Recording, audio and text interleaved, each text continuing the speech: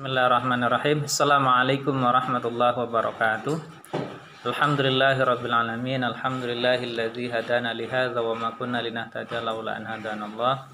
Asyhadu an la ilaha illallah wa asyhadu anna sayyidina Muhammadan abduhu wa rasuluhu alladzi la nabiyya ba'da. Allahumma shalli ala habibina sayyidina Muhammadin wa ala alihi washabbihi min amma ba'du. Seluruh mahasiswa dan mahasiswi yang Allah Subhanahu wa taala cintai, alhamdulillah pada kesempatan hari ini kita semuanya bisa berkumpul dan dalam tatap muka ini, di dalam daring ini, mudah-mudahan apa yang kita lakukan ini bisa menjadi wasilah kita diangkat derajatnya oleh Allah Subhanahu wa taala, dan yang lebih penting menjadikan hidup kita bermanfaat, dan umur dan usia yang Allah berikan kepada kita menjadi waktu yang bisa dipertanggungjawabkan oleh Allah Subhanahu wa taala ketika nanti kita disidangkan di mahsyar nanti. Mudah-mudahan apa yang kita bahas dan apa yang kita lakukan semuanya bisa menghapuskan seluruh kekurangan dan kesalahan yang kita lakukan dan menjadikan Allah makin cinta kepada kita semuanya. Amin ya Allah ya rabbal alamin. Mahasiswa dan mahasiswi semuanya yang Allah Subhanahu wa taala muliakan, pada kesempatan ini kita semuanya sama-sama akan belajar tentang mata kuliah yaitu metodologi pengajaran Al-Qur'an. Ya. Seberapa penting sih metodologi pengajaran Al-Qur'an? Jadi seperti ini teman-teman sekalian. Diawali dari sebuah kasus yang sering teman-teman semuanya mahasiswa temui. Bisa dilihat bahwa ketika kita semuanya sholat berjamaah di sebuah mushola atau masjid, mungkin beberapa kali kita menemukan bahwa bacaan imam mushola atau masjid tersebut belum standar benar sesuai dengan bacaan yang standar yang seperti biasa umum benar ya. Tajwid dasar itu juga masih jauh itu seperti itu. Mungkin teman-teman pernah menemukan kasus seperti itu. Yang kedua, ini segala sesuatu harus bersumber dari data. Data dari BPS bahwa angka buta huruf di Indonesia, angka buta huruf nasional di Indonesia itu 1,93%. Nah, jadi udah kecil ya. Yang terbesar pasti provinsi Papua itu ya. Papua itu angka buta hurufnya itu sampai 21,9%. Jadi 1/5 lebih di Papua itu masih belum bisa mengenal huruf. Nah, tapi secara umum di Indonesia itu 1,93% ya. Itu jadi relatif bagus gitu ya, seperti itu versi saya itu. Jadi belum 100% Mas, pasti masih ada orang tua yang buta huruf. Tapi bandingkan teman-teman semuanya bahwa Muslim di Indonesia itu 65% mereka belum melek huruf Al-Qur'an.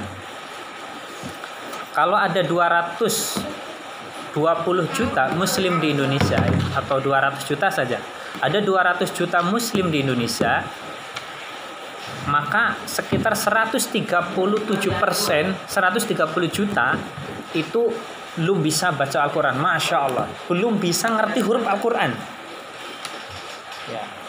137 juta lebih itu Muslim di Indonesia belum mengenal huruf Al-Quran atau belum bisa baca Al-Quran. Ini sebagai para penghafal Quran, sebagai mahasiswa sekolah tinggi ilmu Al-Quran, maka menjadi tantangan tersendiri. Dan artinya metodologi pengajaran Al-Quran maka itu menjadi sangat penting. Kenapa? Karena pasti teman-teman sekalian setelah teman-teman menyelesaikan studinya di kampus ini, maka akan pulang ke daerahnya masing-masing dan akan menemui seperti tadi 65% tadi yang belum melek Al-Quran. Padahal sumber kebenaran itu ada pada Al-Quran tadi. Gimana mereka bisa menemukan sumber-sumber kebenaran tadi dengan baik, sedangkan mereka sendiri mengenal hurufnya saja masih pada buta dan jumlahnya sangat besar. Sehingga ini menjadi tantangan buat semuanya untuk bisa menemukan metode pengajaran Al-Quran yang lebih baik lagi. Saat ini sudah banyak metode pengajaran Al-Quran buat anak-anak kecil ya. Ada metode Umi, ada metode Qiraati, ada metode Iqra.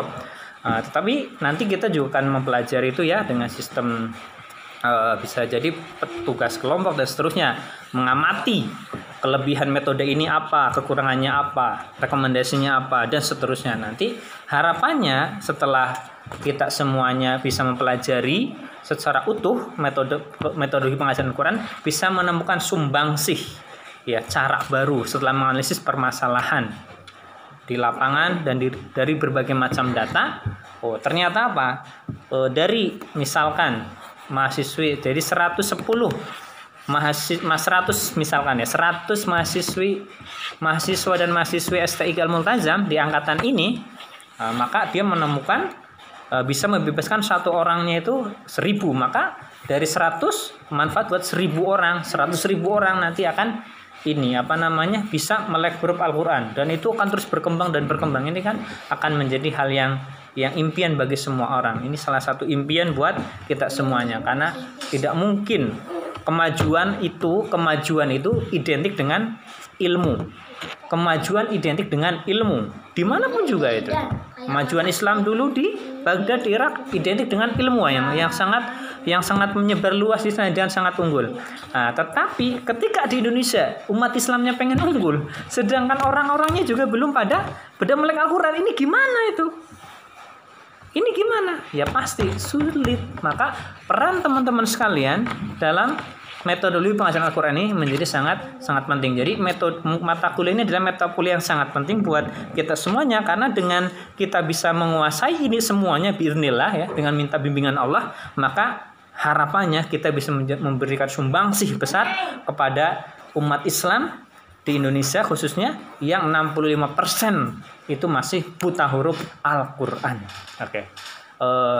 Semangat buat kita semuanya, mudah-mudahan kita senantiasa diberi semangat dan teman-teman semuanya senantiasa dimudahkan oleh Allah Subhanahu wa taala dalam urusan.